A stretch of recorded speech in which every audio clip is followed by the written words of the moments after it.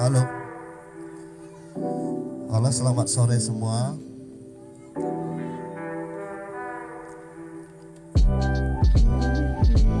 Terima kasih teman-teman yang sudah hadir pada diskusi buku terbaru Cak Mahfud yang baru buka PO besok setelah Argentina juara 8 catatan sepak bola karya Mahfud Ikhwan. Bukunya ketukar.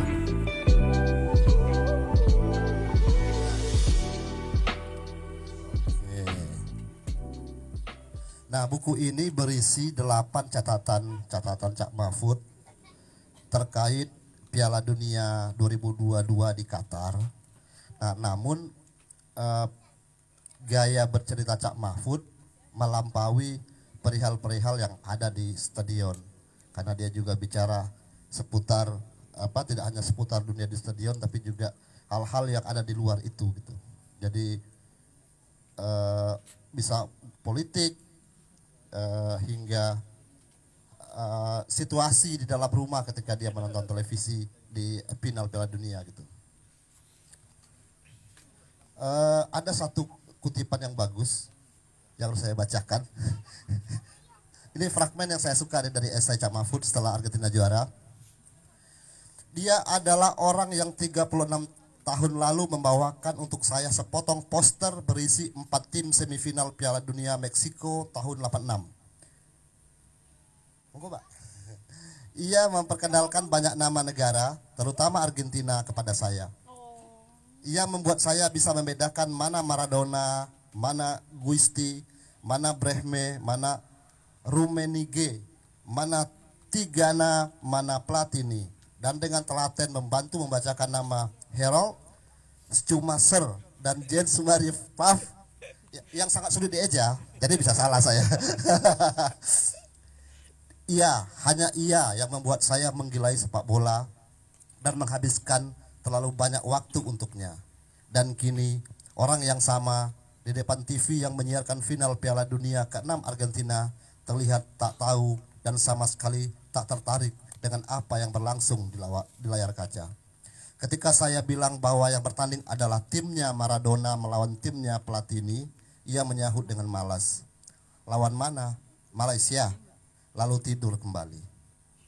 Nah, jadi dari lapangan yang besar gitu di Piala Dunia, Cak Mahfud juga menarik tulisannya ke hal-hal yang sangat personal gitu, terkait dirinya, terus soal orang-orang di belakang layar dan lain sebagainya gitu.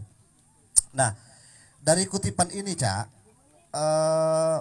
saya mau tanya dulu ini, bagaimana persinggungan Cak Mahfud Iwan kecil ya dengan sepak bola gitu. Dan sebelumnya selamat ulang tahun ya. Selamat sore teman-teman. Selamat sore Koto, Sukma, Rinai, Nyala. Selamat ulang tahun untuk Nyala. Rinai, aduh. Aku selalu tertukar. Selamat ulang tahun untuk kita ya. Taurus, geng. Mahfud kecil dan sepak bola sebenarnya adalah semua hal yang kutulis tentang sepak bola. Itu ada di hampir semua buku yang kuterbitkan dengan sepak bola sebagai muatannya. Jadi di 2011 ketika aku mulai bikin blog belakang gawang bersama Darmanto Simaepa, pada dasarnya adalah mewadahi tulisan-tulisan sepak bola yang lebih personal dibanding kebanyakan tulisan sepak bola yang ada baik di media umum maupun di blog-blog sepak bola. Atau juga karena waktu itu mulai banyak orang menulis sepak bola di luar ini ya, di luar para penulis sepak bola dalam kapasitasnya sebagai wartawan olahraga misalnya.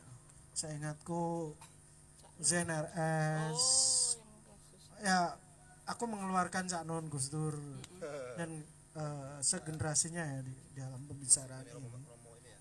Sindu Romo Nata. Sindu, kurasa ya mereka ini kita anggap sebagai pendahulu-pendahulu kita aja. Eh, Seingatku akhir 2000 atau pertengahan dekade pertama 2000-an, sekitar 2005 2006, Zen, terus Sunli ya, Sunli, bahkan Dwi Cipta menulis sepak bola juga. Seperti waktu itu ada Edward Kennedy, dia juga menulis sepak bola. Dan karena itu orang-orang ini menerbitkan buku sepak bola lebih dulu dariku atau Ahmad Darmanto. Waktu itu kesadaran kami pada awalnya hanya blog, dan itu sepenuhnya ya melayani ego kami gitu, hasrat kami sebagai dua orang yang tumbuh bersama sepak bola dan sulit membayangkan tanpa itu gitu. Kami adalah remaja-remaja yang tumbuh di desa kecil di pelosok Lamongan, dan sepak bola menghubungkan kami dengan dunia luar gitu, dengan Surabaya, dengan Jawa secara umum, dengan Indonesia secara umum, lewat Persebaya, lewat Mitra, lewat Asabab, lewat tim-tim yang dekat di sekitar kami waktu itu, Petrokimia, Persegres, perbendaharaan tentang sepak bola waktu itu bisa bermunculan kapanpun, karena sepak bola mempengaruhi nyaris semua hal. Jadi bacaan-bacaan pertama saya sepak bola, pengetahuan umum pertama sepak bola, dan saya dan Darmanto dipertemukan oleh hal yang sama. Ya, dan kebetulan waktu itu kami satu kelas di kelas 1 SMA. Kami satu tim dalam classmate, dan di tahun pertama kami juara. Nah, itu ya meskipun Darmanto Messi-nya, aku cadangannya lah gitu. Tapi setidaknya kami juara bahkan melawan kelas 3. Beberapa orang menyukai sepak bola dan memang pandai gitu. Aku tidak terlalu. Ya meskipun tidak seburuk Putut EA misalnya gitu ya dalam bermain sepak bola. Jadi ya, tadi ya kembali bahwa semua hal yang berkait dengan pengetahuan umum, sejarah, semua terkait sepak bola, termasuk cita rasa tulisan gitu. Meskipun waktu itu saya belum membayangkan menjadi penulis, saya seorang pembaca yang sangat rajin dan teliti tentang apapun tentang sepak bola. Dan di umur 15 atau 16, saya maupun Darmanto sudah menggilai seorang penulis luar negeri yang biasanya kolomnya diterjemahkan di bola, Rob Hughes gitu bacanya dulu kami. Karena isinya Rob Hughes seperti ini ya, dia tidak membuat laporan yang terang benderang gitu.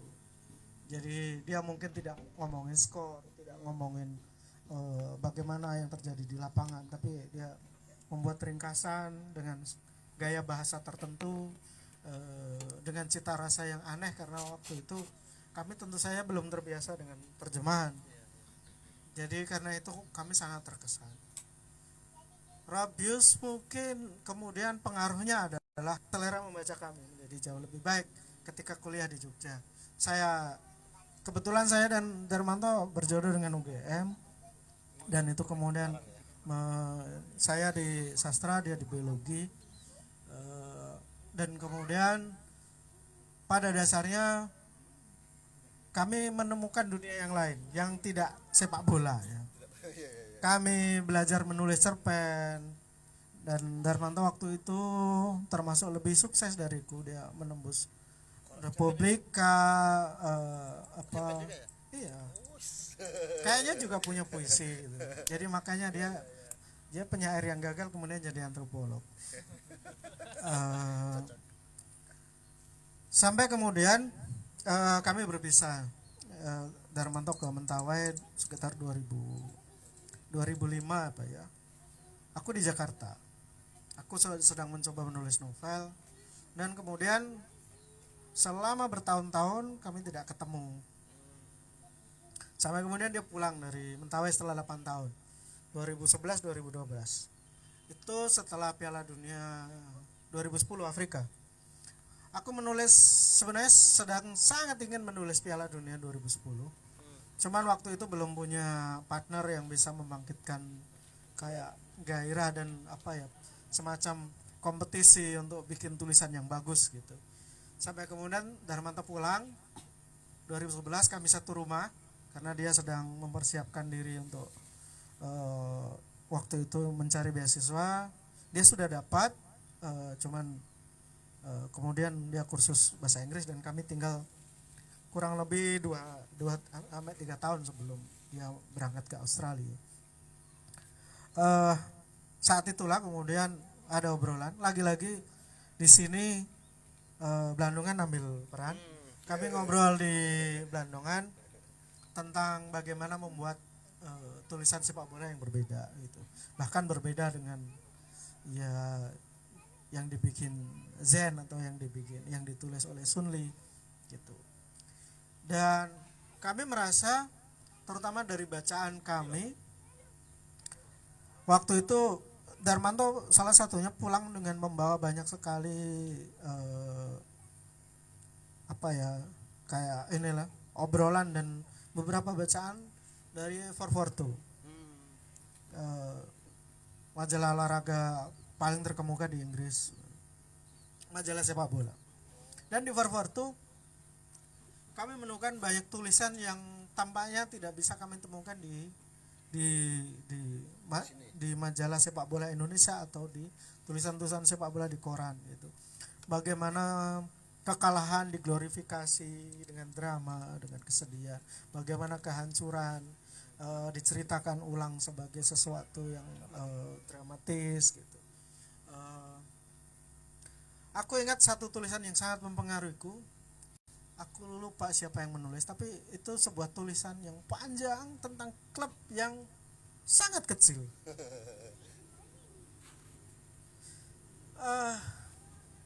Ada satu klub di antara Manchester City dan Manchester United di Greater Manchester kayaknya. Kalau aku nggak salah itu Macclesfield. Itu penduduk tribunnya kira-kira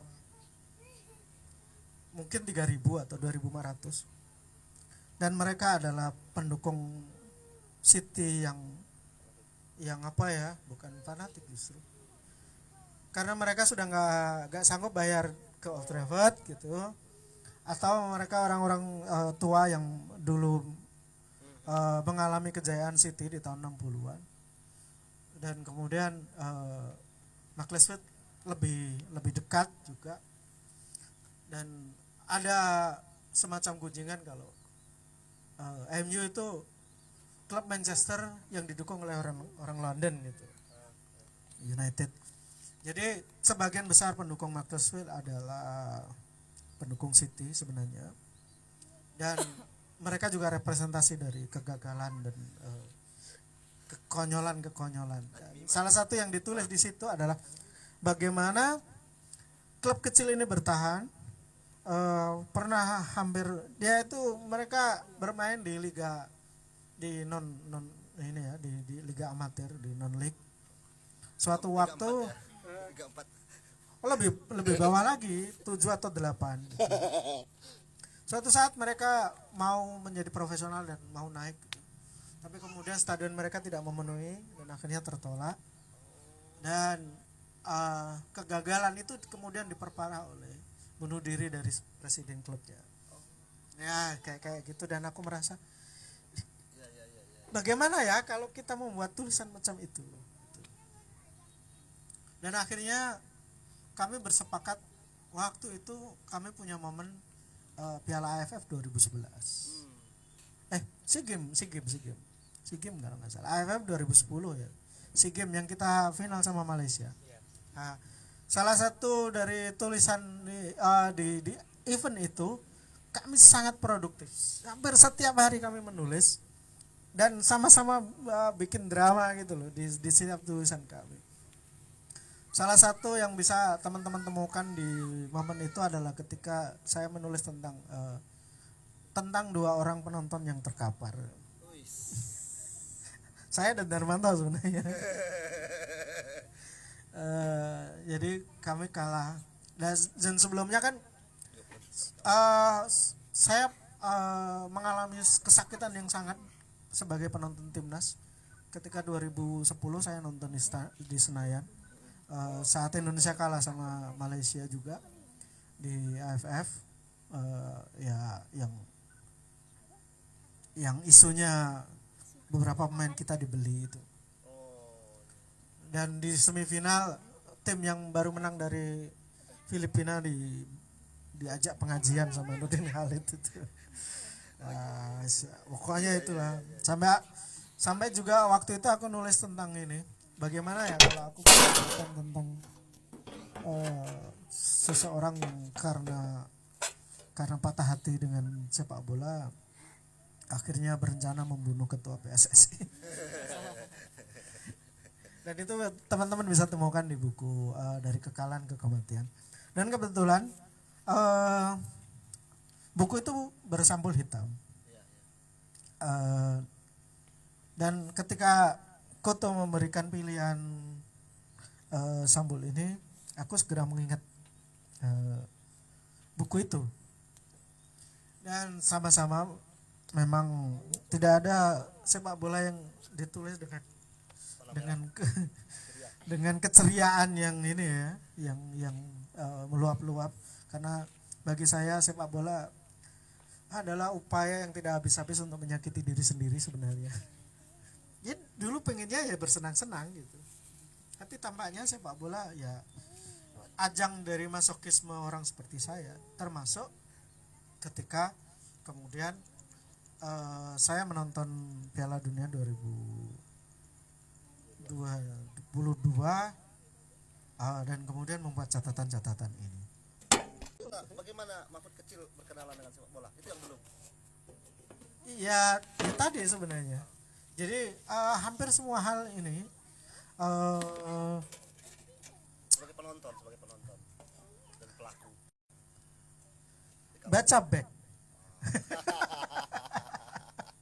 Aku tadi mau menyinggung back tapi terlewat itu. Ayo, boleh. Back sebenarnya adalah semacam tribut untuk Piala Dunia 94, Piala Dunia pertamaku. Kalau Piala Dunia 86 kan ditandai oleh poster pertama Piala Dunia waktu itu. Tapi tentu saja nonton sepak bola belum, karena umurku masih 6 tahun. Dan itu ditandai oleh bapak membawa poster. Sebenarnya bukan Maradona, 4 tim semifinal. Jadi timnya itu isinya juara, runner up, urutan 3 sama 4. Jadi ada Argentina, Jerman Barat waktu itu, belum Jerman Barat, Prancis sama Belgia. Di bawah foto masing-masing tim itu ada nama. Dan itu kuapal satu-satu gitu. Kuapal satu-satu namanya. Ku baca ulang. Mungkin umur 6 tahun memang aku sudah bisa baca ya. Jadi bisa membandingkan mana wajah Maradona, mana namanya gitu, mana Giusti, mana waktu itu Pasarela ada nggak sih? Kayaknya udah nggak ada. Pokoknya nama-nama itu, dari Pompidou, Ruggeri, ya yang tersisa misalnya kalau dari Jerman ya Rummenigge, Klinsmann, Voller, itu Harald Schumacher. Tapi itu kemudian menjadi sangat ingat karena nama-nama itu kan kemudian menjadi nama-nama penting di banyak peristiwa. Zamaripov, kayaknya kira-kira begitu bacanya. itu itu kiper Belgia yang juga main di Bayern Munchen, dan aku masih ingat nonton salah satu siaran pertama di Indonesia itu kan Liga Jerman di TVRI. Zamaripov main di sana. Tapi tentu saja yang paling banyak yang kemudian ku ingat ya Piala Dunia 94. 94 banyak pemain yang bisa ku ingat, dan kemudian menjadi jauh lebih ingat karena ya aku sudah memilih Argentina dan Argentina kalah dengan sangat buruk. Dengan Barcelona itu bukan? siapa? Enggak, itu Ono Sutra. 94. Iya. Barcelona 92. Prima dulu 92 ya. Iya iya iya. Itu Olimpiade 92. Kalau 94 itu kayaknya bola. Oh, yang bola ya. Kita kayak ngobrol berdua aja itu foto. Anak-anak ini nggak tahu. Jadi beberapa lagu dangdut dulu itu teman-teman tercipta untuk mencatat peristiwa sejarah.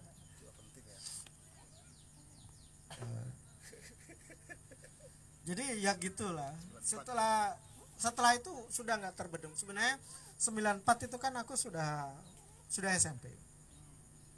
Sudah sangat tahu sepak bola, sudah memilih AC Milan kira-kira waktu itu. Meskipun hari ini aku pakai Parma. Karena ya aku biasanya pakai kostum dari tim-tim yang ya, bukan yang aku sukai. Aku nggak tertarik beli Liverpool misalnya. Yang ngapain membuktikan diri gitu kan. Jadi ya gitu, SMA tadi sudah aku ceritakan kan bagaimana SMA sebenarnya ada fase yang sangat formatif karena aku baca, terus aku ada proses menyukai yang luar biasa, dan sering kuceritakan bahwa sepak bola menyelamatkanku di usia krusial gitu. Mungkin seperti hari-hari ini gadis-gadis remaja di Indonesia akan sangat berterima kasih dengan K-pop idol misalnya kayak gitu. Jadi merasa ada tujuan, merasa ada pegangan gitu. Waktu itu misalnya mengikuti timnas, menyukai beberapa pemain, misalnya di 96 aku menyukai Sukar, dan kemudian ketika Sukar pindah dari Davor Sukar pindah dari Sevilla ke dari Zaragoza ke Sevilla, dari Sevilla ke Madrid, kemudian Madrid mengalahkan Juve, dan ya itu cukup untuk membuat aku menyukai tim itu gitu. Dan dari Sukar kemudian aku membuat sangat mengidolakan Hierro gitu, dan akhirnya utuh lah menjadi pendukung Madrid, jadi nyabang gitu. Pokoknya apapun yang melawan Juve waktu itu aku sukai gitu. Karena waktu itu ya penjahatnya Juve. Ya gitulah. Jadi sebenarnya tidak sangat luar biasa, kecuali bahwa karena aku menulis novel dan buat esai jadi bisa bercerita aneh-aneh gitu. Pada dasarnya anak-anak kecil atau remaja yang menyukai sepak bola sebenarnya selalu punya cerita-cerita yang ya entah heroik atau konyol ya, atau kurang lebih gambarannya yaitu dua hal itu. Ya, pada akhirnya ya tidak biasa-biasa aja. Selalu seperti itu. Dan beberapa menjadi sangat personal. Dan itu biasanya ingatannya panjang karena sepak bola itu kan diulang setiap tahun kan. Kalau dirimu menjatuhkan pilihan dan kemudian menunggu gitu. Dan kalau kata Hornby kan Nick Hornby gitu, enaknya nonton sepak bola itu kan selalu ada kesempatan untuk berharap di tahun berikutnya gitu. Jadi selesai itu buruk gitu. Di bulan misalnya di bulan Agustus bisa berharap lagi gitu. 1, 2, 3 pertandingan bagus gitu, oh kita akan juara gitu. Di November oh jeblok lagi, ya sudah tunggu tahun depan gitu. Dan itu bahkan dia membuat pikiran seandainya hidup itu kayak sepak bola kayak gitu, jadi setelah gagal bisa diulangi lagi. Jadi sampai ke sana. Dan kadang hal yang paling sering kenapa kadang aku juga menganggap bahwa menyukai sepak bola itu membuat diriku tidak sempurna, dan itu sempurna gitu. Jadi apa ya, aku merasa tertolong bahwa menyukai sepak bola itu seperti guilty pleasure juga, bahwa kita seperti punya dosa kecil yang selalu diulang dan tidak bisa dihentikan gitu. Dan itu membuat kita nggak suci-suci amat gitu. Aku menulis di situ bahwa saya tidak merokok, saya tidak minum, juga tidak punya catatan kriminal. Tapi dengan menyukai sepak bola itu cukup untuk membuat saya tidak sempurna. Gitu. Dan ya Kuat tuh, Cak. nggak tahu, mungkin itu sudah mengendap lama, jadi aku tanpa harus membaca ulang aku mengingat itu. Adalah di tulisan pertama atau tulisan kedua kayaknya. Tulisan kedua. Jadi ketika aku menulis bahwa sepak bola ini nggak mulia-mulia amat gitu. Jadi orang kan selalu ini. Dalam konteksnya mungkin gini ya di tulisan itu. Nanti ya. Karena sampai 2021 sekitar April atau Mei aku baru saja menerjemahkan sebuah buku sekitar 400 halaman tentang sepak bola. Judulnya nanti semoga segera terbit. Judulnya Soccer versus State. Setelah kelanjutan bola ya. Soccer versus State itu sangat politik, bahkan bukan politik saja ya, bukan politik ansih, lebih spesifik lagi anarkisme. Jadi sepak bola dan anarkisme sebenarnya, dan state di situ bukan negara, tapi apa ya, sesuatu yang tetap itu, kekuasaan dan sebagainya. Jadi mungkin juga nanti judulnya tidak Soccer versus State aja, terjemahannya kayaknya. Dan itu dalam beberapa hal menurutku oleh penulis buku itu Gabriel Kuhn, seorang mantan pemain sepak bola yang kemudian menjadi seorang anarkis. Kuhn menganggap sepak bola terlalu penting untuk ditinggalkan oleh kalangan kiri. Kayak selama ini dianggap itu terlalu receh untuk dan seharusnya dibuang aja gitu. Tapi Kun kemudian menemukan bahwa sepak bola harus kita manfaatkan gitu. Dan secara umum Kun ingin menggambarkan bahwa kita bisa membuat dunia yang lebih baik dengan sepak bola. Nah, aku merasa setidaknya ya yang paling baik yaitu sepak bola itu memberiku sedikit perasaan bersalah kepada ibuku, kepada hidupku, kepada banyak hal yang kuhabiskan dan kusia-siakan dengan sepak bola, dan itu membuat ya itu fungsi sepak bola sebenarnya. Perasaan bahwa kita tidak sangat benar, termasuk juga kesadaran bahwa sepak bola tidak bagus-bagus amat, tidak suci-suci amat, tidak penting-penting amat juga. Ini industri, ini adalah alat, dan seperti palu dia bisa dipakai untuk nukang, dia juga bisa pakai untuk getok kepala orang gitu. Ya gitu aja. Jadi sebenarnya, dan kebetulan sepak bola ya sebagian ya dipakai untuk getok kepala orang itu. Termasuk ketika kita menyaksikan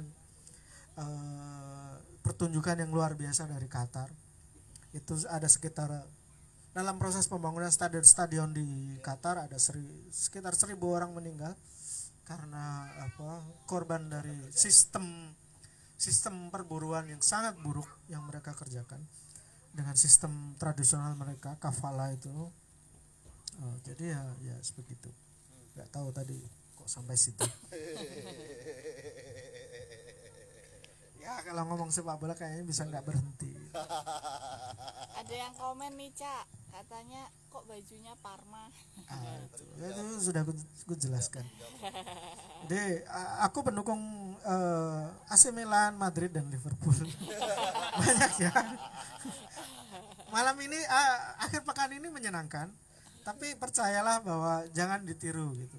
Karena kalau lagi sial itu jika jadi kesedihannya bisa jadi double 3. Dan ya mungkin karena ini aku tidak mengidentikan diri dengan klub dengan cara kebanyakan orang menyukai sepak bola.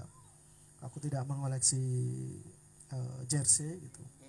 Aku kadang hanya iseng kalau ketemu misalnya mampir di kios olahraga yang kebanyakan di yang kecil-kecil aja, tidak pernah masuk ke toko beneran itu, dan aku menemukan kostum yang jarang orang pakai yang menarik gitu ya, aku pengen ambil.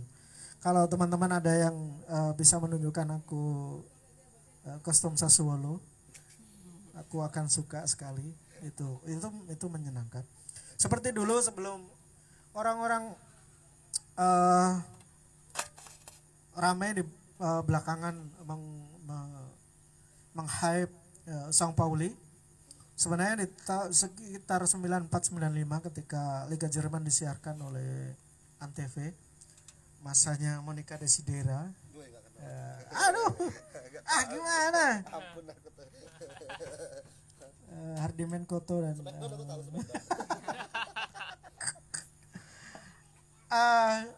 waktu itu sekitar tahun itu mungkin 95 atau 96 ya, São Pauli masih di Bundesliga, dan aku merasa satu-satunya tim yang punya kostum coklat itu cuma São Pauli, dan aku pengen banget itu kaos itu. Ya tentu saja karena juga mereka ada di bawah.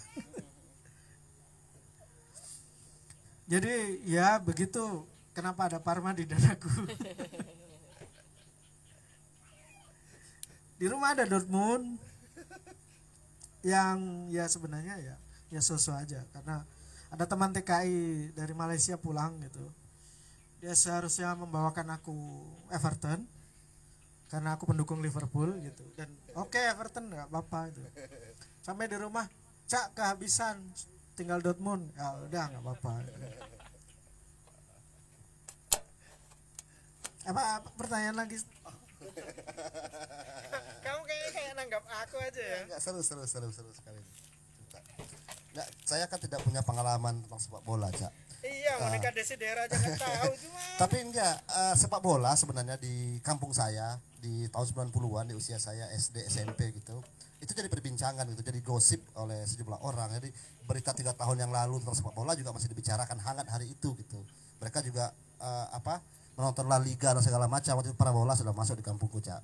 Jadi tiap misalnya Minggu malam Senin malam gitu ada pertandingan, aku cuma nonton para bola kan cuma Smackdown, tapi tidak nonton sepak bola gitu. Jadi ada kayak Liga Italia gitu, saya pernah dengar tapi memang tidak antusias gitu, karena saya tidak bisa mengingat banyak nama gitu. Orang-orang kan menyebutkan nama-nama, Cak. Itu yang bikin saya saya bukan penghafal yang baik tentang sepak bola gitu. Oke, kita kembali ke buku. Oke. Karena sudah sore nih. Kita jualan loh ini. Oh iya, ini sudah di PO loh bukunya. Ada pertanyaan nggak sebelum nanti maghrib?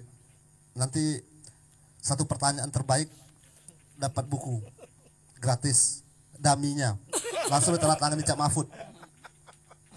Siapa yang mau tanya tentang buku ini? Apa, Cak, yang membedakan buku ini dengan sejumlah buku catatan sepak bola yang lain gitu? Karena Cak Mahfud 2 atau 4 ya? Udah 4 ya?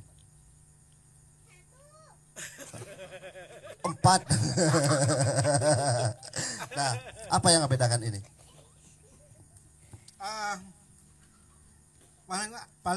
Paling utama tentu saja adalah peristiwa gitu. Jadi ini sebenarnya satu buku kecil, sangat khusus, dan karena itu pendek-pendek saja. Dalam artian ini cuma 8 tulisan, masing-masing tulisan di antara 2000 sampai 2.500 paling panjang kayaknya kata gitu. Dan itu membuat seluruh buku kira-kira cuman kita punya berapa ya, 102 halaman ya. Ya betul. Nah, itu buku ya.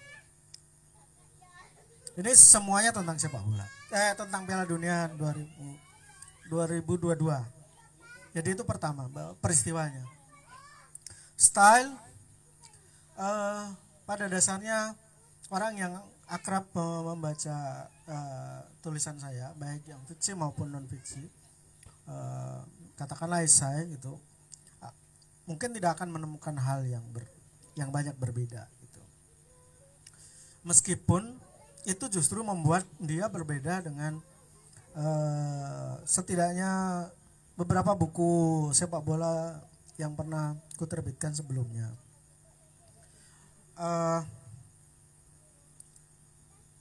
Buku ini setelah Argentina juara, sejak awal memang ku bikin personal. Pertama, karena kayaknya semakin ke belakang semakin aku tidak tertarik menganalisis detail taktikal gitu. Aku jauh lebih suka melihat peristiwa, bercerita tentang 1-2 orang, dalam arti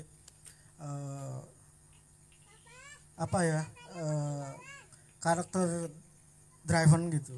Jadi memang disetir oleh cerita atau karakter aja. Dan tentu saja salah satu karakter yang biasanya masuk dalam tulisan-tulisan itu ya diriku sendiri, baik sebagai penonton maupun sebagai penulis gitu. Jadi aku tidak pernah meninggalkan keakuan atau dalam tulisan ini kesayaan saya. Dan itu yang membuat tulisan ini ya sama dengan kebanyakan tulisan saya, baik misalnya kalau teman-teman baca non fiksi saya tentang proses kreatif, terus kolom-kolom juga gitu. Sedikit bedanya misalnya dengan katakanlah misalnya sepak bola tak pernah pulang. Sepak bola tak pernah pulang saya tulis untuk Geotimes sekitar 2018 selama 1 tahun, dan itu tentang 1 tahun liga. Itu fokusnya klub, orang klub atau peristiwa-peristiwa sekitar klub, dan karena dia terbit setiap minggu sekali, jadi saya tulis dengan teknik kronik gitu. Jadi saya mencatat sebisa mungkin lengkap, kalau tidak ya pakai highlight gitu. Dan itu membuat sebenarnya justru di sepak bola tak akan pulang, teman-teman akan menemukan cara menulis yang sedikit berbeda. Tapi tentu saja di situ ya sayanya nggak terlalu banyak gitu. Jadi saya hanyalah seorang pencatat gitu, arsiparis kayak saudara Muhyiddin. Berhenti dulu ya. Untuk azan kita lanjut lagi ya. Nanti siapkan pertanyaan terbaik Anda. Ada dummy istimewa. Jarang-jarang dummy dibagikan gratis loh, dan bertanda tangan penulisnya.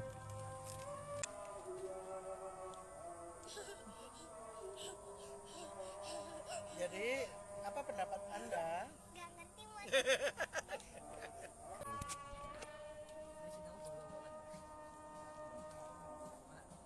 Oke teman-teman, ada yang mau nanya nggak? Oh ya, cuma satu harus ada ininya dong. Kalau nggak ada saingannya kan susah. Sepak bola tuh kan 2 klub. Ada lagi pertanyaan? Oke Bung, silakan Bung. Duduk. Biar kedengar.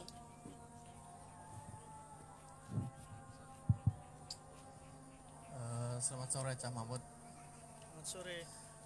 Saya mau tanya, saya bukan penyuka sepak bola, tapi sedikit-sedikit tahu lah tentang berita sepak bola di tanah air. Dan seperti yang kita ketahui bahwa sepak bola itu katanya itu sangat kental dengan politiknya. Jadi apakah bisa dipisahkan antara politik saja dan olahraga saja? Dan seperti kasus kemarin yang kita gagal jadi tuan rumah Piala Dunia itu, mungkin itu kan ada campur tangan politiknya, entah itu dari pesanan partai atau segala macam. Mungkin seperti itu. Ini pas sekali dengan isi bukunya, Bung. Nah, kamu tinggal baca itu. Jadi silakan jawab, Cak. Aku tidak mengidealkan itu, ya maksudnya memisahkan sepak bola dan politik, karena itu nggak akan pernah terjadi. Dan sebaiknya nggak usah dipikirkan kayak gitu, karena memang nggak pernah ada. Bahkan dari buku yang tadi ku ceritakan, Gabriel Kuhn, itu ya sepak bola harus politis gitu. Karena sepak bola mengumpulkan massa, dan sebagian besar massa sepak bola adalah kaum buruh, maka harus diradikalisasi. kayak gitu. Tapi bahkan gini ya, bahkan orang yang ngomong sebaiknya sepak bola jangan dicampur adukan dengan politik, dia sudah berpolitik. Biasanya ini orang-orang yang ya punya orientasi bisnis, misalnya kayak gitu. Dan politik akan mengganggu bisnis itu. Karena pada dasarnya sebagaimana jangan mencampur adukan sepak bola dengan politik tidak akan mungkin. Maka demikian juga tidak mencampur adukan sepak bola dengan uang. Dua hal ini pasti pernah dicoba, dan memang dicoba dan gagal. Di satu tulisan aku menggambarkan bahwa hal-hal kayak gitu nggak pernah terjadi. Jadi selalu sepak bola sebenarnya diharapkan menjadi salah satu tools agar dunia menjadi lebih baik. Tapi itu juga nggak terjadi. Justru sepak bola adalah salah satu etalase yang paling gamblang betapa bobroknya dunia kita. Jadi bisa kamu bayangkan berapa selisih penghasilan antara Messi dengan seorang tukang rumput di Maguwoharjo. Ya, itu contoh ekstrimnya ya. Karena aku bahkan bisa membuat keekstriman, misalnya bandingkan pendapatan Ronaldo di Liga Arab dengan satu klub di sana. Itu pasti akan ketemu bahwa itu bahkan nggak ini. Karena di tahun 90-an aja sudah pernah terjadi itu. Bayaran Ronaldo Nazario ya, yang gundul itu, dengan satu klub yang kemudian mengalahkan Inter saat itu. Aku lupa apa ya, Cremonese atau Verona. Enggak sebanding gitu. Dan itu kan dunia yang tidak adil kan. Ya seberapa pantas sih seseorang mendapat bayaran yang begitu tinggi gitu untuk pekerjaan yang sama atau mirip gitu. Jadi ya begitulah gitu. Yang berkaitan langsung dengan politik misalnya gini.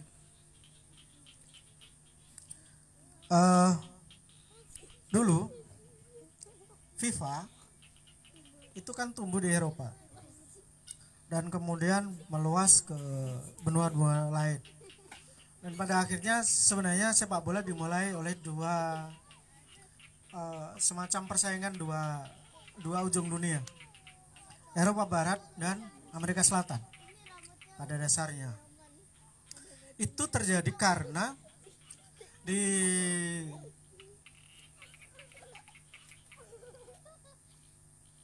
di Olimpiade di Olimpiade 1924 dan kemudian 1928 itu yang menang Uruguay. Klub bukan klub, tim sangat kecil dari negara sangat kecil, hanya berpenduduk 2 juta. Dan tiba-tiba kemudian ya kayak mereka seperti mengajari para penemu sepak bola di Inggris Raya dan Prancis gitu. Dan itu membuat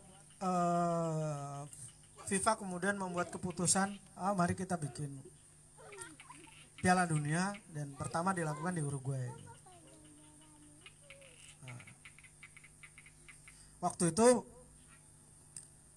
yang sangat kuat bukan hanya Uruguay, representasinya sebenarnya adalah 2 negara di masing-masing sisi satu sungai yang memisahkan Uruguay dan Argentina. Jadi waktu itu terkenal dengan sebutan sepak bola Rio Platense. Jadi, sepak bola di sisi sungai La Plata. Dan kemudian itu membentuk FIFA ya. FIFA membesar, mengikutkan Asia, Afrika, tapi karena Asia dan Afrika tidak pernah menonjol, pada akhirnya kemudian dientengkan.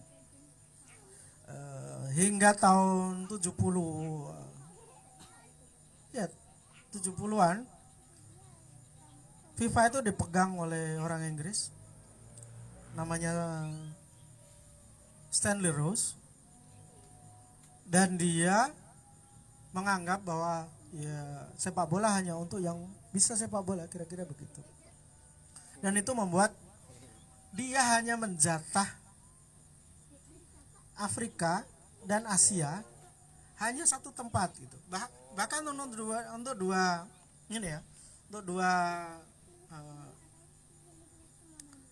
untuk dua benua besar. Dan ini dikeluarkan oleh seseorang yang memuja sepak bola atau olahraga sebagai Korintianisme. Jadi ya sepak bola sebagaimana olahraga harus ditujukan untuk meningkatkan jiwa dan raga gitu. Membentuk karakter kayak gitu. Dan karena itu tidak ada hubungannya dengan gerakan non blok, tidak ada hubungannya dengan kolonialisme yang sedang runtuh, tidak ada hubungannya dengan pemerataan pembangunan, pemerataan peran. Karena itu juga dia orang yang diam, dan karena itu bisa disebut mendukung apartheidisme di Afrika Selatan.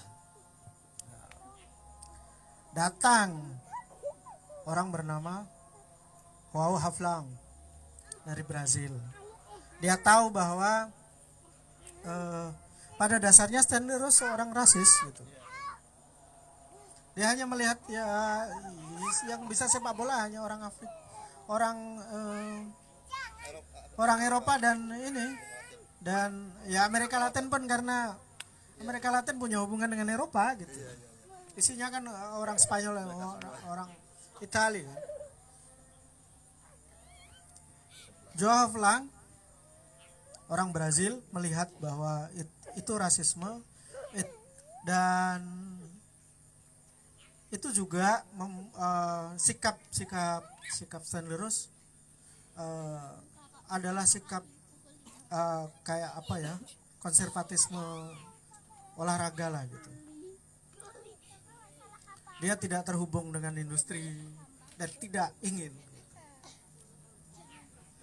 João Havlang masuk menyalonkan diri menjadi saingan Stanley Rose untuk menjabat presiden FIFA, dan dia menjanjikan bahwa semua orang dapat tempat, semua bangsa bisa berperan serta.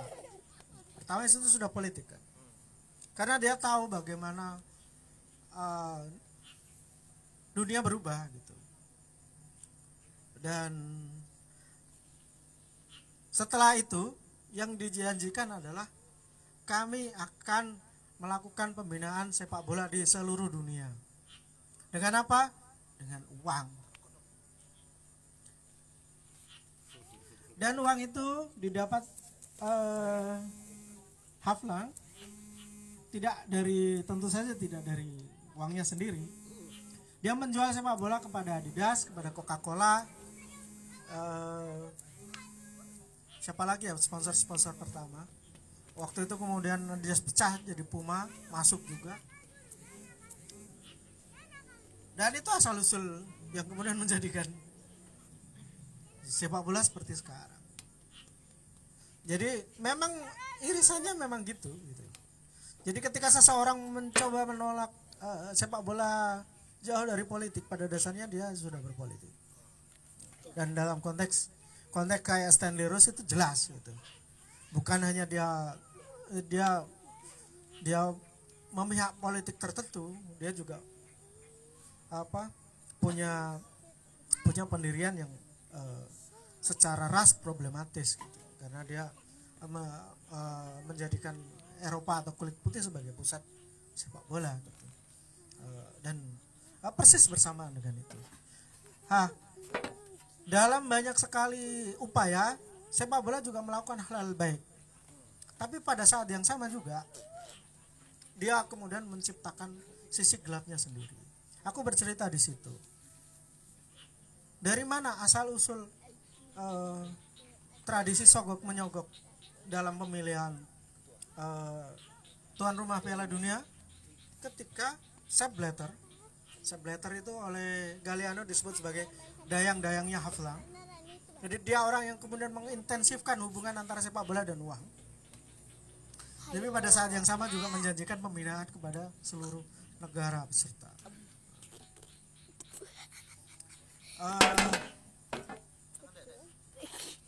Jadi ketika Sepp Blatter naik, yang dia janjikan adalah kita akan membuat Afrika menjadi tuan rumah Piala Dunia untuk pertama kalinya.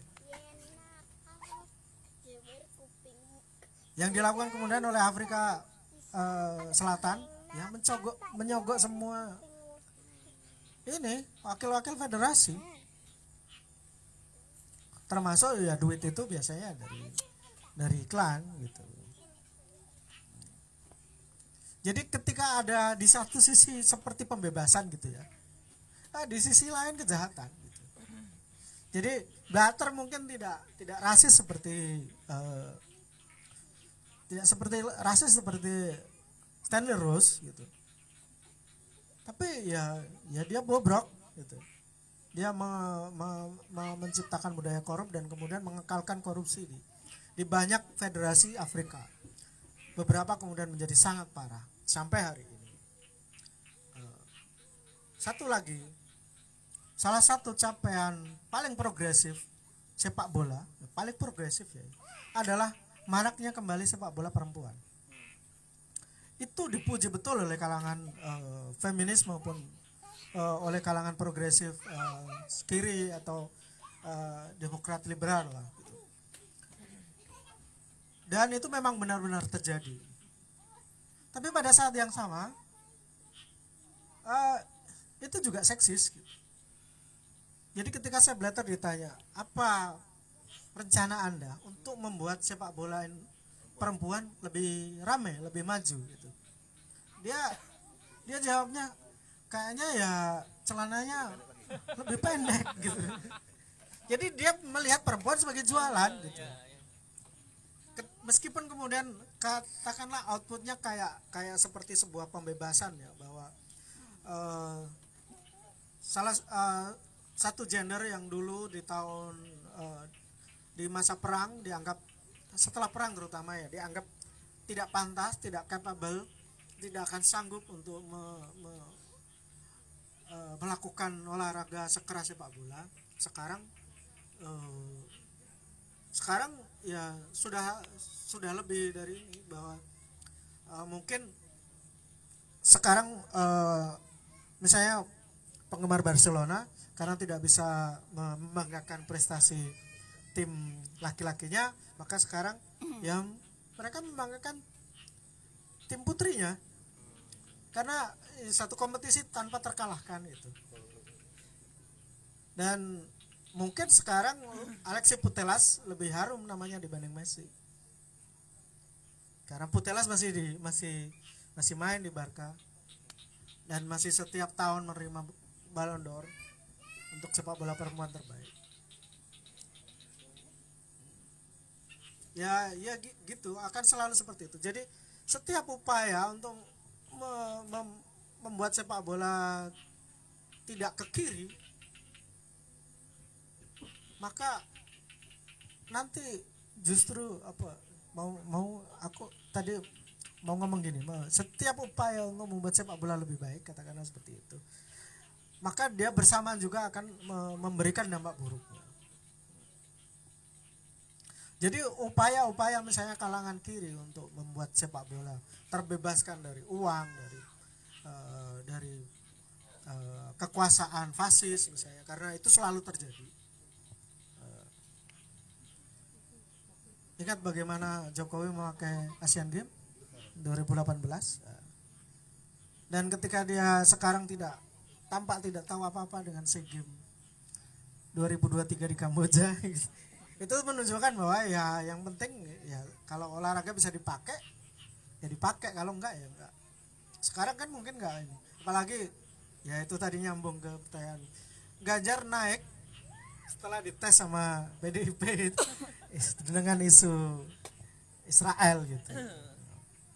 Dan apakah itu baik atau buruk? Menurut saya seharusnya baik gitu.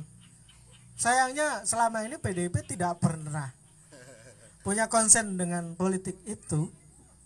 Jadi kemudian kita patut curiga. Gitu. Ya, kata Bang Saud Israel. Karena kalau Israel kan di ban.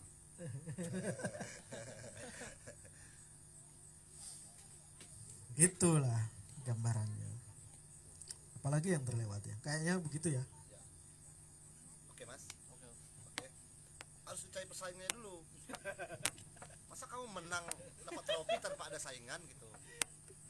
Nah, itu bisa dibaca nanti di esai Qatar Kotor, demikian juga sepak bola. Jadi apa yang tadi Cak Mahfud ceritakan itu ditulis gitu. Jadi Dibaca dong ini. nah, Ini kutipannya. ada kutipan pendek soal itu. Sepak bola sekali lagi tak se-innocence sebagaimana selama ini kita kira. Nah, gambaran apa yang tadi diceritakan Cak Mahfud sebagai peristiwanya. Nah, jadi banyak yang ironi, banyak juga reflektif dari yang dilakukan oleh Cak Mahfud dalam kumpulan esai ini. Namun demikian, apakah ada teman-teman pun yang mau bertanya? Nah, ini baru keren nih. Ini baru pertandingan. Selamat sore, Cak Mahfud, Bang Goto, Udah malam ini. teman-teman. Ya, selamat malam, selamat maghrib. Selamat senja. Aku mau nanya dua pertanyaan. Pertanyaan pertama trivial. Argentina kabarnya mau datang ke Indonesia bulan Juni nanti. Cak Mahfud nonton atau enggak? Aduh. Dan kalau nonton mau nyari apa dari pertandingan itu? Terus pertanyaan kedua aku soal Piala Dunia tahun lalu. Gimana Cak Mahfud ngelihat permainan defensif dari beberapa tim? Notabene misalnya Maroko yang sukses sampai 4 besar. Gitu. Keren. Kamu mau menambahkan, Bung? Biar seru.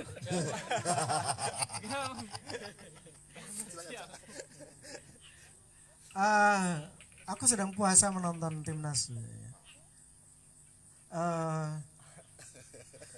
Jadi sepertinya itu juga pertandingan yang tidak terlalu menarik. Aku mendengar kabar, bahkan aku tidak menonton cuplikannya. Argentina memang sedang giat mencari lawan-lawan yang lemah setelah mereka menang dari Curaçao kemarin dan membuat Messi bisa hat-trick. Ya mungkin dia ingin jadi lebih dekat ke Pele gitu loh, siapa tahu. Ya karena kayaknya akhir karir Messi sudah dekat. Ya kecuali dia memaksa itu karena image-nya masih, atau sepak bola dunia memang tidak ingin kehilangan salah satu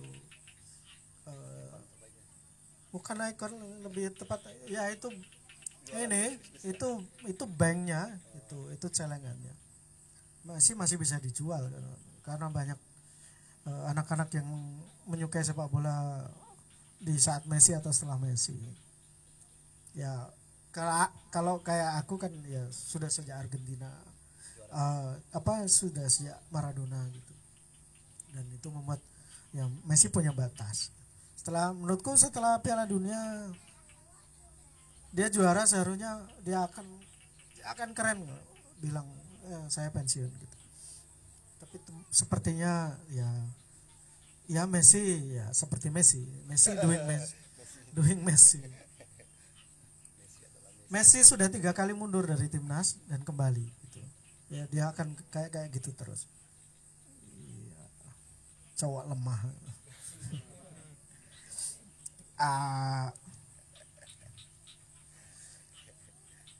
Pertanyaan tadi tentang ini ya, tim yang bertahan. Di salah satu tulisan di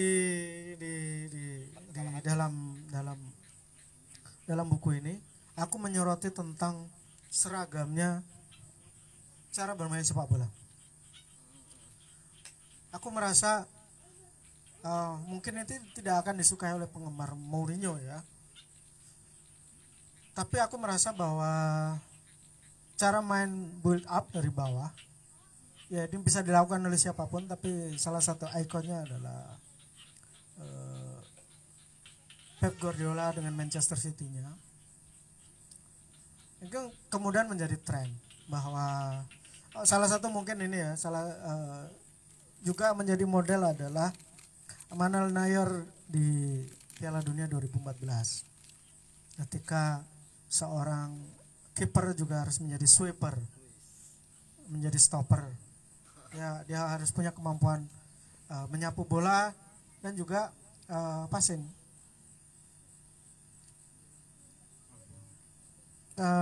Dan karena itu punya tim yang menumbuhkan permainannya pada pola pertahanan seperti Maroko, aku pikir itu jauh lebih baik gitu.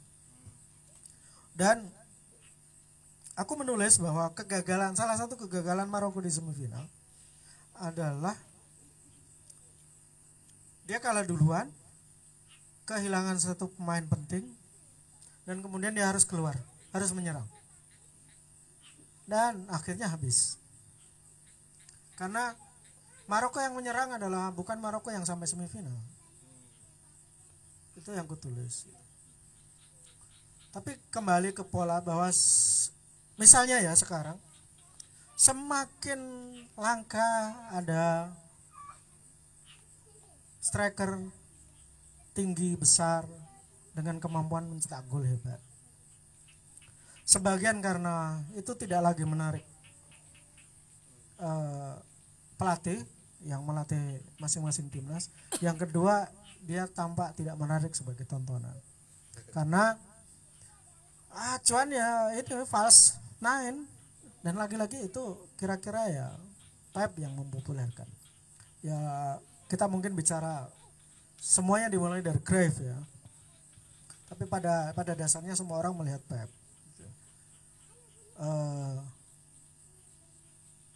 Lucunya ketika Pep berjaya dengan Barcelona, sebenarnya mereka punya David Villa yang seorang poacher gitu, seorang pencetak gol. Mereka juga punya Thierry Henry, meskipun Henry digeser ke ini dan kemudian diberi dia membeli Ibrahimovic, dan Ibrahimovic nggak kerasan karena ya fungsi Ibrahimovic nggak dipakai dengan baik gitu.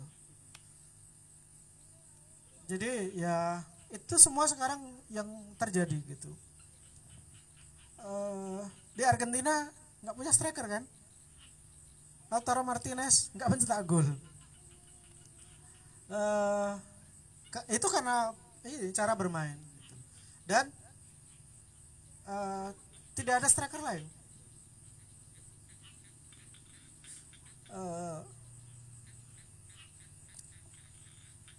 Mana Prancis punya Kolomouani dan dia pencetak gol yang baik, tapi Kolomouani juga bukan starting line up.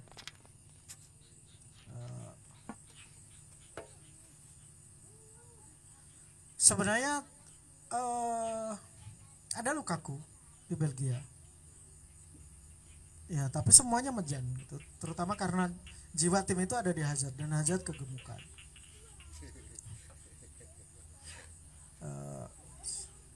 Aku menulis tentang betapa konyolnya Belanda. Mereka bawa Wout Weghorst yang kemudian jadi olok-olok di MU itu. Dan Weghorst sebenarnya bukan striker yang buruk. Hanya dia lahir di masa yang salah gitu.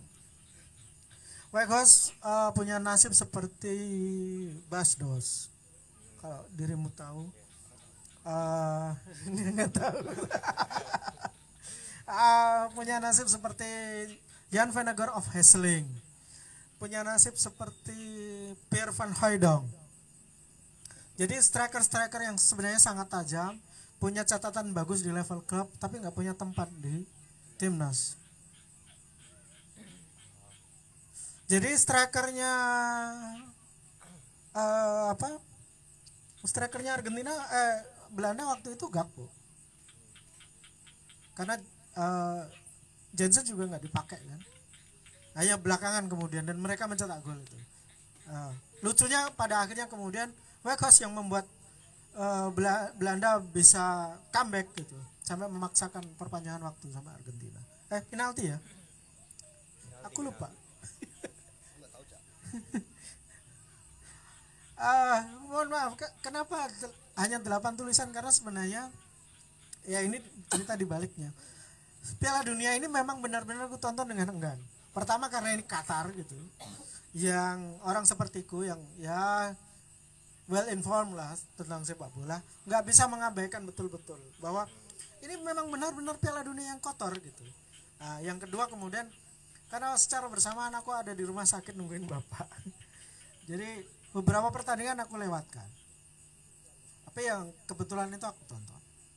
Ya cuman dari bagaimana kemudian Belanda pada awalnya tidak membutuhkan striker dan akhirnya benar-benar membutuhkan, dan 2 sundulan Weghorst menyelamatkan memperpanjang nafas Belanda dan akhirnya memaksakan adu penalti. Itu menunjukkan bahwa sepak bola semakin lama semakin mirip satu sama lain gitu. Dulu misalnya ada sepak bola Italia, ada sepak bola Inggris, ada sepak bola Jerman, ada sepak bola Iberia di mana Spanyol dan Portugal memainkan sepak bola yang berbeda. Ada sepak bola Amerika Latin. Bahkan ada beberapa sepak bola Afrika gitu. Waktu itu seperti Kamerun atau Nigeria ketika 90 atau 94. Tapi sekarang semua orang memainkan pola dan sepak bola yang sama. Dan aku merasa salah satunya ya sebenarnya ketika di satu sisi orang memperhatikan bahwa tampaknya perimbangan kekuatan semakin menipis gitu. Bahwa Jepang bisa mengalahkan Jerman, bahwa Korea bisa mengimbangi Uruguay, bahkan mengalahkan Spanyol ya. Lupa aku detail-detailnya. Ya semakin tua mungkin juga semakin mudah enggak, maksudnya sekarang kan kita bisa buka wiki tuh sewaktu-waktu dan itu bikin ingatan menjadi malas itu. Di sisi lain semua tim sebenarnya tereropakan. Jadi aku bisa menghitung ada 18 pemain Jepang dari 22. 18 pemain Jepang main di Eropa. Sebagian besar tumbuh dan menjadi matang di Jerman dan mereka mengalahkan Jerman. dengan kira-kira ya cara bermain Jerman. Korea juga seperti itu. Dan kita tahu jelas hampir seluruh pemain Maroko lahir di Eropa. Bahkan Regragui yang jadi pelatihnya kelahiran Eropa.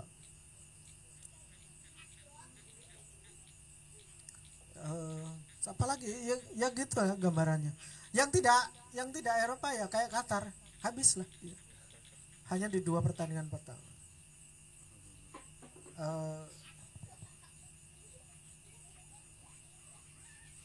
Yang lucu sebenarnya kayak Amerika yang ini.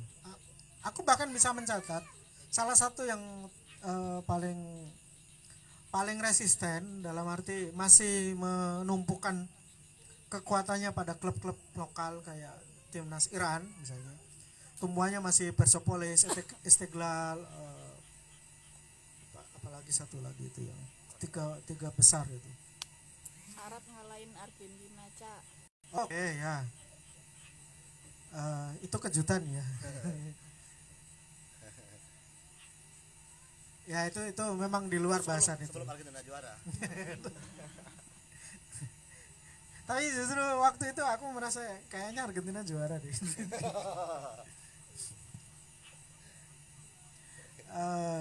Setidaknya sampai final.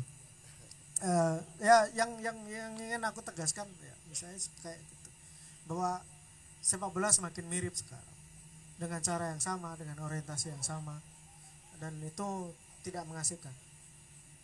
Aku kadang merindukan ini sepak bola Inggris lama. Karena itu aku biasanya iseng nonton ringkasan Panorama League gitu, liga non liga. Jadi ringkasan 1 tahun gitu, mungkin video 1 jam itu. Jadi ringkasan divisi 5 atau 6 Inggris gitu. Atau kadang biasanya karena mudah dicari di YouTube dan panjang, aku nonton cuplikan-cuplikan Liga Skotlandia divisi 2. Karena kangen ya, atau yang paling gampang kalau teman-teman tertarik misalnya, ada siaran langsung dan gratis Liga Jerman divisi 3. Ada beberapa tim besar kok di situ, ada 1886 Munchen. Apa itu sebutannya? Itu sistem Bunsen yang seragamnya seperti City itu.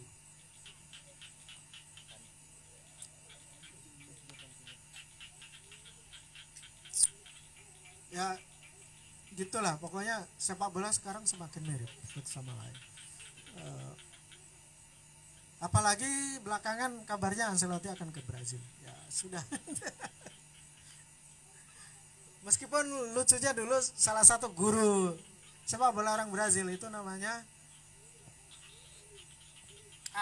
lupa, pelatih Hungaria.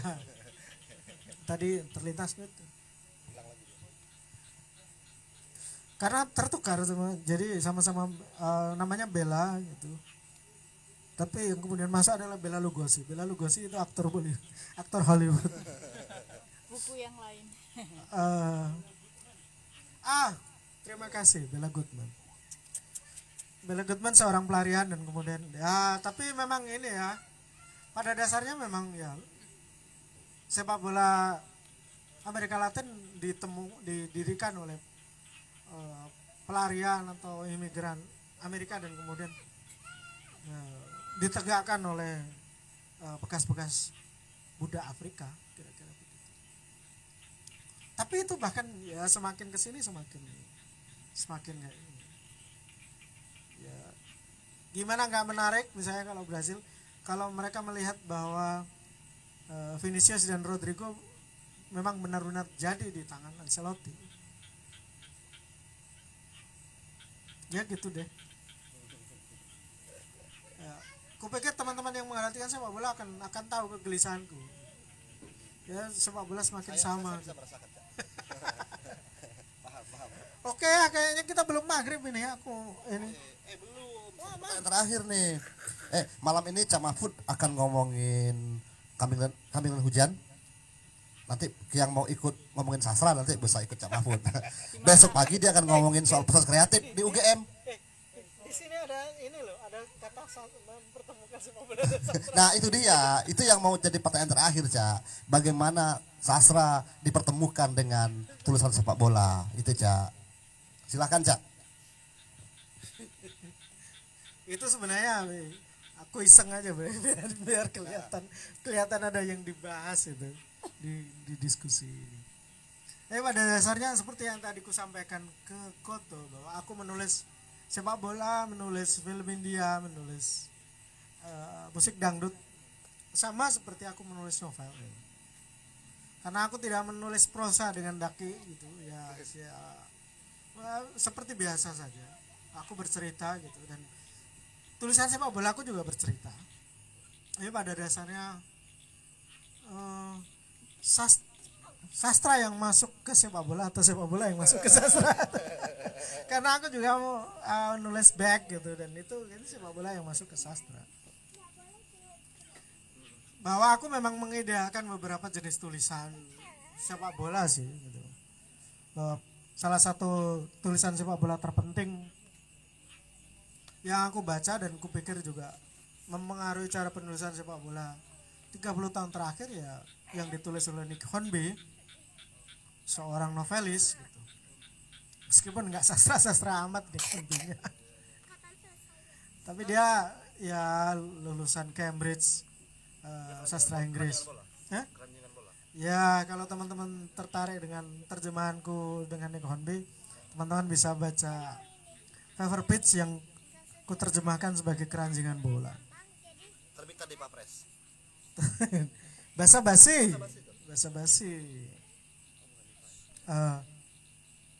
Apalagi salah satu salah lain dari tulisan yang sepak bola yang kuacu adalah Hook McElveny. Kira-kira gitu bacanya. McElveny. Dia ya memang raksasa dalam penulisan sepak bola. Dia seorang bukunya hanya kecil sih sebenarnya karena dan aku mengambil inspirasi dari The Best of McElveny menjadi ini gitu. Jadi buku McElveny itu kecil banget, itu tulisannya mungkin cuma 12 atau 13 dan itu disarikan dari tulisan-tulisan dia yang banyak, yang terbaik tentang sepak bola. Dan buku itu hanya jadi semacam bonus di sebuah edisi khusus koran atau majalah, aku lupa. Aku seharusnya bawa untuk tunjukin di sini. Ya tulisan-tulisan lain mungkin yang mempengaruhiku, beberapa penulis di Guardian terutama yang punya buku. Seth Loy sebenarnya lebih jurnalistik, tapi Seth Loy juga karena dia seorang sejarawan spesialis Spanyol, dia sangat indah dalam bercerita. Dan bahkan karena itu aku beberapa kali menerjemahkan potongan-potongan bukunya bukunya itu yang menceritakan tentang permusuhan abadi Madrid sama Barca. Itu aku bahkan ketika ku cut satu fragmen ke fragmen yang lain sudah jadi cerita sendiri.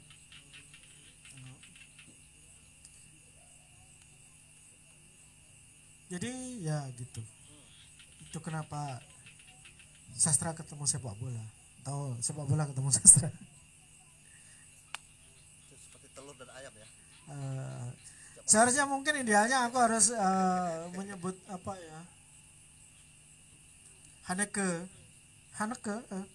Hanke yang menulis novel tentang seorang penjaga gawang, aku lupa. Aku belum baca itu. Nah, mungkin juga Galeano. Bung yang di situ itu pasti tahu. Aku menerjemahkan sebagian Galeano. Ya, Galeano itu sejarawan, penulis sepak bola atau penyair nggak tahu. Pokoknya campur-campur di situ. Galeano penulis Uruguay. Jadi ya begitulah. Gitu ya, tuh. Begitu ya teman-teman. Apalagi yang masih ada pertanyaan? Oke Cak, terima kasih banyak Cak. Itu apa namanya? Cak Mahfud pilih siapa yang mendapatkan dummy buku kita ini. Biar langsung ditandatangani. Kayaknya yang apa mungkin Ya. lebih membutuhkan Siapakah yang membutuhkan? buku yang tidak begitu Tidak- tertarik dengan sepak bola. Wah. Silakan Cak, dikasih Cak. Yang bertopi atau yang gondrong? Silakan. Oke, menurut saya ini memang buku yang cukup personal buat Cak Mahfud juga ya, karena di persembahan ditulis ya. Ada. Di persembahan tadi ditulis oleh Cak Mahfud. Pulpena mana nak? Untuk dan hanya untuk Bapak. Jadi buku ini dipersembahkan Cak Mahfud untuk ayahanda tercinta yang memperkenalkan dia dengan sepak bola, sehingga Cak Mahfud bisa menulis banyak hal tentang sepak bola yang mungkin luput dari perhatian kita. Terima kasih banyak teman-teman yang sudah datang dan yang menonton obrolan ini. Setelah Argentina juara sudah bisa dipesan mulai dari sekarang. Ya. Bisa menghubungi kami atau langsung ke penulisnya jika teman-teman ingin buku dengan edisi tanda tangan. Mohon maaf jika ada kekurangan. Selamat malam. Assalamualaikum warahmatullahi wabarakatuh.